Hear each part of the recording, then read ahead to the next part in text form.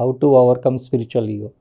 How to overcome spiritual ego, service మనం చేస్తే ఆ హంబుల్నెస్ అనేది వస్తుంది. దట్ అండ్ ఆల్సో ట్రావెల్, వేరే వాళ్ళని కలవడం, వేరే వాళ్ళ తిరగడం. మన ఎప్పుడు మన ఆర్గనైజేషన్లో కూర్చొని నేను ఫౌండర్ని అందరు వచ్చి నన్ను చేస్తూ ఉంటే ఆ ఈగో అనేది ఆటోమేటిక్గా వస్తుంది. ఎప్పుడైతే మనం దీన్ని వదిలి వేరే చోట, కొత్త చోట మనం స్టార్ట్ చేయాలంటే ఆ స్ట్రగుల్ ఉంటుంది కదా. సో ఆ ట్రావెల్ వల్ల, అందుకే చాలా మంది మన మాస్టర్స్ అన్ని ఎస్టాబ్లిష్ అయిన చోట నుంచి వాళ్ళ పని అయిపోయిందని వెళ్ళిపోయి కొత్త కంట్రీలో గ్రౌండ్ నుంచి స్టార్ట్ చేస్తారు. సో అలా చేసినప్పుడు మన యొక్క ఈగో అనేది చెక్లో ఉంటుంది. ఎందుకంటే that is natural part of the process. ఎప్పుడైనా మిమ్మల్ని ట్రిగ్గర్ చేసిందా ఈగో? నాకు ఈగో కాదు, నాకు చాలాసార్లు యాంగ్జైటీ వచ్చేది. అంటే మనం ఇంత పని చేస్తున్నాం, వాళ్ళు చూడు తొందరగా వెళ్ళిపోతున్నారు, వాళ్ళకి అన్ని వ్యూస్ వస్తాయి, మనం ఇంత కష్టపడినా ఎవ్వరు మన క్లాస్కి రావట్లేదు ఏంటి, అట్లాంటి యాంగ్జైటీ ఉండేది నాకు, కాంపిటీషన్. బట్ దెన్ తర్వాత నేను అర్థం చేసుకున్నాను ఏంటంటే ఇట్ ఈస్ ఓకే, మన ఎనర్జీకి కనెక్ట్ అయ్యే వాళ్ళు మనకు వస్తారు, వాళ్ళ ఎనర్జీ కనెక్ట్ వాళ్ళు వస్తారు. It is okay, it is fine. ఆ యాక్సెప్టెన్స్, ఒక free will, everything is happening right time. మన వర్క్ మనం చెయ్యాలి. మళ్ళీ అది నేను గుర్తు తెచ్చుకుంటాను, నేను చెప్పేదే, మన దృష్టి ఎక్కడికి వెళ్తే ఎనర్జీ అక్కడికి వెళ్తుంది. నేను వాళ్ళ మీద ఫోకస్ చేస్తే ఎనర్జీ అక్కడికి వెళ్తుంది. నేను ఇక్కడ పెట్టాలి ఎనర్జీ అని నేను ఎప్పుడు I will remind myself. So yes, anxiety ఉంటుంది చాలాసార్లు. Then I overcome it through ఈ థింకింగ్తో. అంటే ఎప్పుడైనా చాలా క్లిష్టమైన పరిస్థితుల్లో మీరు ఉన్నప్పుడు మీరు గురువు గారిని మెడిటేషన్లో అడిగారా, నన్ను దీని నుంచి నాకు ఏదైనా ఒక సొల్యూషన్ చూపి, నేను కొంచెం స్ట్రగుల్ అవుతుందా ఈ సమస్యలోనే? ఐ టాక్ టు హెమ్ నార్మల్గా ఎలా మాట్లాడుతూ ఉండే. ఎందుకంటే నేను చిన్నప్పటి నుంచి కూడా ఆయనతో ఎక్కువ అంటే ఫోన్లో మేము మాట్లాడడం ఎక్కువ, ఫాదర్ కదా అని చాలా తక్కువే బట్ ఎప్పుడు మాట్లాడినా ఇలా సజెషన్స్ కానీ ఇలా అవుతుంది, ఏదైనా టర్నింగ్ పాయింట్స్ ఉంటే then I talk to him. So అలాగే ఇప్పుడు కూడా అదే కనెక్షన్, తనతో మాట్లాడడం కానీ or whatever guidance. Problems అన్నీ వస్తాయి, ఎస్పెషలీ ఇలాంటి లైన్లో వెన్ అంతా ఫ్రీడమ్, అంతా ఫ్రీ విల్ ఉన్నప్పుడు ఇట్ ఈస్ డిఫికల్ట్. మనకి అనుకున్నట్టు ఎంత కష్టపడినా అవ్వకపోయినా, కమ్యూనికేషన్ ప్రాబ్లం ఉన్నా ఇట్ ఈస్ డిఫికల్ట్.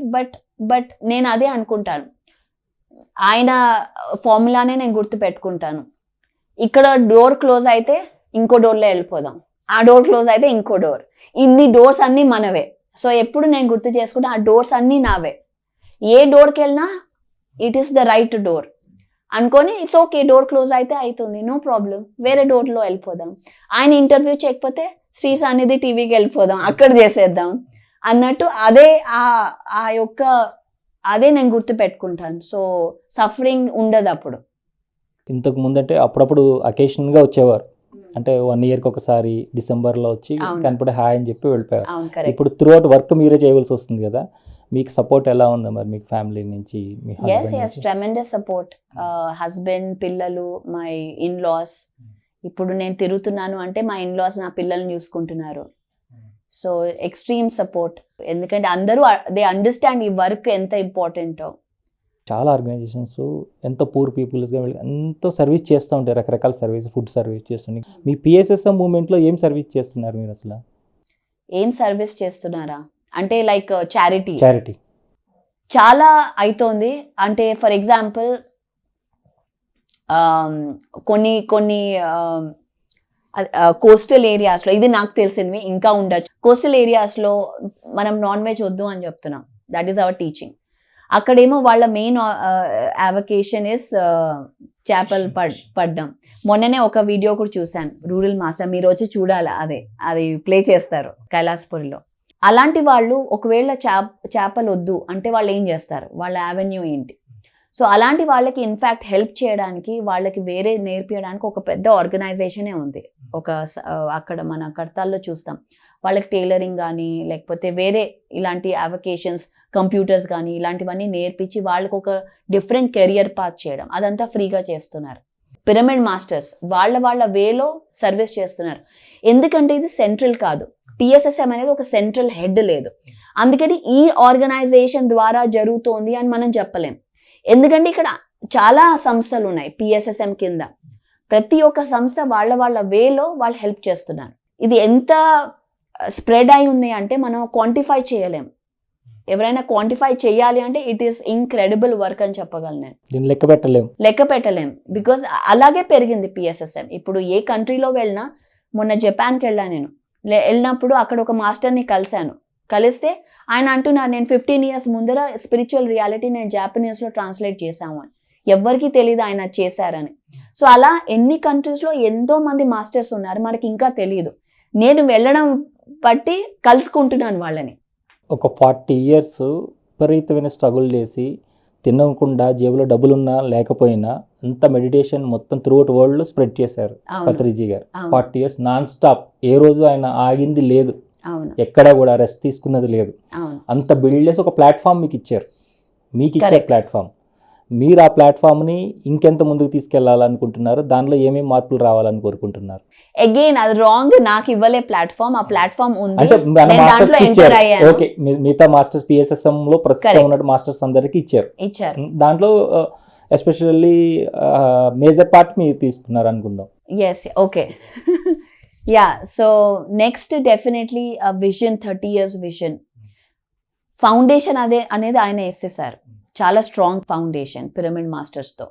నెక్స్ట్ అనేది మనము అన్ని లెవెల్స్ ఆఫ్ పాపులేషన్, అంటే రూరల్తో ఆయన చాలా బాగా టచ్ చేశారు.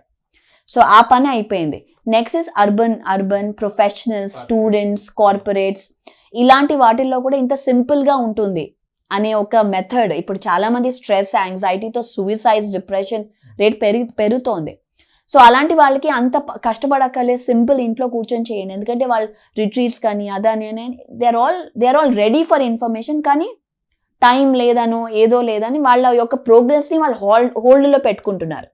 ఎందుకంటే ఒక రిట్రీట్కి వెళ్ళాలన్నా వెకేషన్ కావాలంటే వాళ్ళు పని చేయాలి. సో ఇదే లూప్లో ఉన్నారు.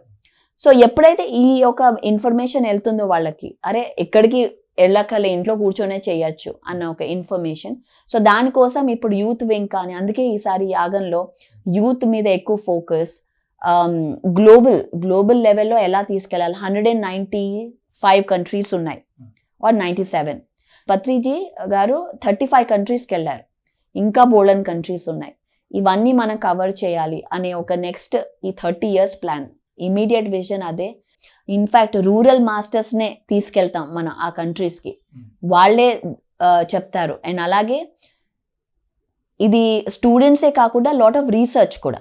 ఇప్పుడు మీరు అన్నారు ఆనాపానసతితో ఇది ఎలా అవుతుంది, అలా అవుతుంది. ఇప్పుడు న్యూరో సైన్స్ చాలా టెక్నాలజీ వచ్చింది, దాని ద్వారా ఒక ఈ అబ్జర్వేషన్తో ఎలాంటి బ్రెయిన్ చేంజెస్ వస్తున్నాయి అని ఒక రీసెర్చ్, కేస్ స్టడీస్ చేసి మన స్కూల్స్ అండ్ యూనివర్సిటీస్లో కూడా దాన్ని ప్రెజెంట్ చేయాలనే ఒక సైంటిఫిక్ టెంపర్మెంట్ అనేది. కరెక్ట్, ఒక సైంటిఫిక్ కేస్ స్టడీస్. అంతా మనకి ఎక్స్పెరిమెంట్స్ అయితే అన్ని జరిగాయి, కానీ మనం డాక్యుమెంట్ చేయాలి. ఇంకా చేస్తే ఆ స్టాటిస్టిక్స్ అనేది మనం చూపించగలిగితే ఆటోమేటిక్గా అందరూ అన్ని మన హార్వర్డ్ కానీ ఆక్స్ఫర్డ్ కానీ అక్కడి నుంచే వచ్చి స్టడీ చేస్తారు ఎలా జరుగుతుందో అని.